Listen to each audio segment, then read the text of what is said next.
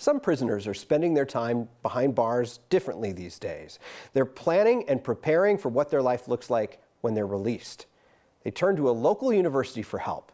Anusha Roy gives us a look at the Inside Out program. Sure. Other questions about exam items in particular? This day's lesson was about psychology. I was curious about number 64. A class that's much more than just tests and coursework.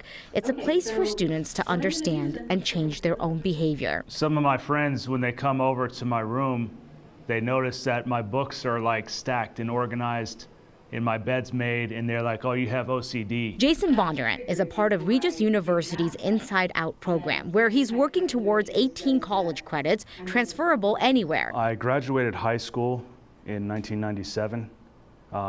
Was not a good student, barely graduated, so thinking about college was never really on my mind. But then everything changed. I've been incarcerated for a little over 17 years. I've been on this path of rehabilitation, really just trying to hold myself accountable for what I've done. His inmate number is 138844. He will never use his education in the outside world because he's serving a life sentence without the possibility of parole for murder. He takes classes at the Colorado Territorial Correctional Facility in Canyon City over Zoom.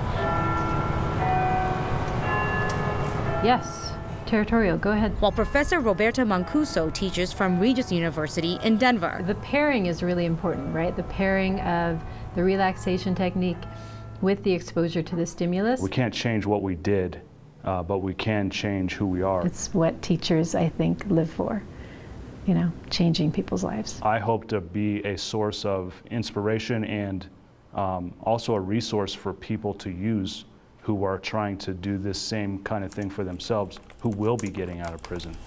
People like Rebecca Romero, who says this program fits where she is in life, in a halfway home, getting ready to transition back to her family. My children were 10 and 12 when I went to prison. She started her coursework behind bars while serving time at Denver Women's Correctional Facility for drinking and driving and vehicular assault. Luckily, I did not kill anybody, but I did affect a lot of lives negatively. Now she's working towards her bachelor's and hopes one day a master's, learning to make her wrongs right. My end goal is to help other women that have been in my situations, that have overcome addiction and rape and abusive relationships and being torn away from everything they've loved. The program is designed to reduce recidivism, which is tied to achieving higher education.